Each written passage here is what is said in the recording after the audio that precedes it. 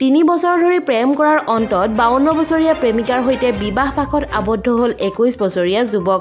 এইবাৰ বয়সৰ আকাশ পাতাল পাৰ্থক্য থকা এখন বিবাহে বিশেষ চৰ্চা লাভ কৰিছে, কিয়নো বিয়াখনৰ দৰাৰ বয়স মাত্ৰ 21 বছৰ আৰু কইনাৰ বয়স 52 বছৰ। সেই বিশেষ বিয়াৰ এটা ভিডিঅ' ছ'চিয়েল মিডিয়াত ভাইৰেল হৈ পৰিছে আৰু সেই ভাইৰেল ভিডিঅ'টোত ল'ৰাজনে মহিলাগৰাকীক বিয়া কৰিছে বুলি কোৱাৰ লগতে প্ৰেমৰ কোনো বয়স নাই, এজন মানুহক হৃদয়েৰেহে চোৱা যায়, হৃদয় ভাল হ'লে সকলো ভাল হয় বুলি কোৱা পৰিলক্ষিত হৈছে। একে সময়তে 52 বছৰীয়া কন্যাই দৰাৰ ওপৰত সম্পূৰ্ণ বিশ্বাস থকা বুলি উল্লেখ কৰাৰ লগতে কয় যে মহিলাগৰাকীয়ে ল'ৰাজনক 3 বছৰ ধৰি চিনি পায়।